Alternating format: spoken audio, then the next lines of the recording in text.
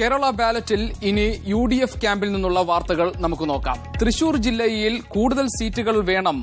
സ്ഥാനാർത്ഥി നിർണയത്തിൽ നിലപാട് കടുപ്പിക്കുകയാണ് I group. ജില്ലയിൽ കോൺഗ്രസ് മത്സരിക്കുന്ന 10 സീറ്റിൽ 6 എണ്ണവും ഐ ഗ്രൂപ്പിന് അവകാശപ്പെട്ടതാണ് എന്നതാണ് നേതാക്കളുടെ വാദം. ഈ ആവശ്യമുന്നയിച്ച് കഴിഞ്ഞ ദിവസം നേതാക്കൾ മുഖ്യമന്ത്രിയെയും KPCC അധ്യക്ഷനെയും കാണുകയും ചെയ്തു. ജില്ലയ്ക്ക് പുറത്തുള്ളവരെ തൃശൂരിൽ മത്സരിക്കാൻ അനുവദിക്കില്ല എന്നൊരു കടുത്ത നിലപാടും ഐ വിഭാഗം സ്വീകരിച്ചിട്ടുണ്ട്. മന്ത്രി CN ബാലകൃഷ്ണൻ മാറുന്ന സാഹചര്യത്തിൽ എ ഗ്രൂപ്പിന്റെ യുവനേതാവായ അനിൽ അക്കരയെ വടക്കാഞ്ചേരിയിൽ സ്ഥാനാർത്ഥിയാക്കാൻ നീക്കം നടന്നിരുന്നു. ഇതിനോട് മുഖ്യമന്ത്രിയും KPCC പ്രസിഡന്റും അനുകൂല നിലപാട് സ്വീകരിച്ചതോടെയാണ് ഐ ഗ്രൂപ്പ് നിലപാട് കടുപ്പിച്ചത്. ജില്ലയിൽ കോൺഗ്രസ് മത്സരിക്കുന്ന 10ൽ 6 സീറ്റും തങ്ങൾക്ക് വേണമെന്നാണ് ഐ ഗ്രൂപ്പിന്റെ ആവശ്യം.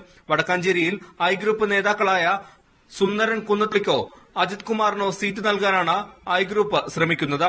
ഐ ഗ്രൂപ്പിന്റെ നേതാക്കന്മാരാണ് മത്സരിച്ചത്. ഐ ഗ്രൂപ്പിൽ നിന്നുള്ള ഒരു പ്രതിനിധി തീർച്ചയായിട്ടും വടക്കാഞ്ചേരിയിൽ CNന്റെ പിൻഗാമിയായിട്ട് മത്സരിക്കും എന്നാണ് ഞങ്ങൾ പ്രതീക്ഷിക്കുന്നത്. കഴിഞ്ഞ തവണ മത്സരിച്ച ചേലക്കര, വടക്കാഞ്ചേരി, തൃശൂർ, ഒല്ലൂർ, ചാലക്കുടി എന്നിവയ്ക്ക് പുറമെ ഘടകകക്ഷികളിൽ നിന്നെടുത്ത കയ്പമംഗലവും നാട്ടികയും വേണമെന്നാണ് ഇവരുടെ ആവശ്യം. ജില്ലയ്ക്ക് പുറത്തു നിന്നുള്ളവരെ സ്ഥാനാർത്ഥിയാക്കാൻ അനുവദിക്കില്ലെന്നും ഐ ഗ്രൂപ്പ് പറയുന്നുണ്ട്. ചാലക്കുടിയിൽ PT തോമസിനെയും റോജി M ജോണിനെയും പരിഗണിക്കുന്നത് ശരിയല്ല. ചാലക്കുടി ഗ്രൂപ്പ് സീറ്റായി നിലനിർത്തണമെന്നും ഐ ഗ്രൂപ്പ് ആവശ്യപ്പെടുന്നു. 4 സീറ്റുകളിൽ തർക്കമുണ്ടാകില്ലെങ്കിലും വടക്കാഞ്ചേരിയുടെ കാര്യത്തിലും ചാലക്കുടിയുടെ കാര്യത്തിലും തർക്കമുണ്ടാകുമെന്നാണ് സൂചന. മീഡിയ 1 തൃശൂർ. തെരഞ്ഞെടുപ്പിൽ മത്സരിക്കുന്ന സ്ഥിരം മുഖങ്ങൾ യുവാക്കൾക്ക് വേണ്ടി ഇത്തവണ മാറി നിൽക്കണം എന്ന് VT ബൽറാം MLA.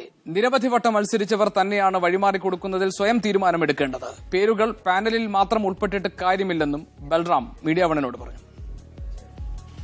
കഴിഞ്ഞ തവണ രാഹുൽ ഗാന്ധി നിർദ്ദേശിച്ച സ്ഥാനാർത്ഥി പട്ടികയിൽ ഇടം പിടിച്ചാണ് VT ബൽറാം തൃത്താലയിൽ മത്സരിച്ചത്. നിർദ്ദേശിക്കപ്പെട്ട ഭൂരിഭാഗം പേരും ജയിച്ചിരുന്നു.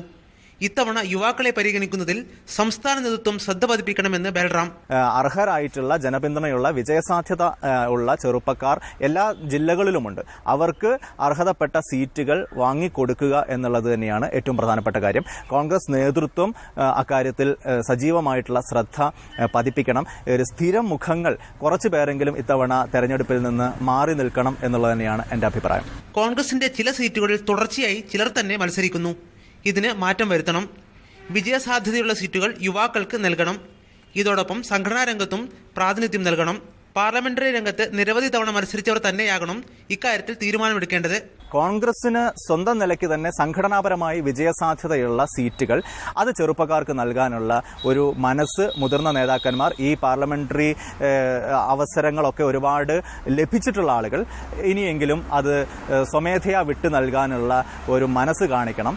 2011 UDF വിജയത്തിന്റെ ക്രെഡിറ്റുകളിലൊന്ന് യുവാക്കളുടെ സാന്നിധ്യമായിരുന്നെന്ന് ബൽറാം. സ്ഥാനാർത്ഥി പട്ടികയിൽ യുവാക്കൾക്ക് പ്രാതിനിധ്യം ലഭിക്കാത്തതിൽ പ്രതിഷേധിച്ച് കഴിഞ്ഞ ദിവസം 40ഓളം യൂത്ത് കോൺഗ്രസ് ഭാരവാഹികൾ തിരുവനന്തപുരത്ത് യോഗം ചേർന്ന് AK ആന്റണിയെ സന്ദർശിച്ചിരുന്നു. KM Biju, media 1 Palakkad. ഇനിയുമേറെ തെരഞ്ഞെടുപ്പ് വിശേഷങ്ങളുണ്ട് കേരള ബാലറ്റിൽ. ഇടവേളയ്ക്ക് ശേഷം.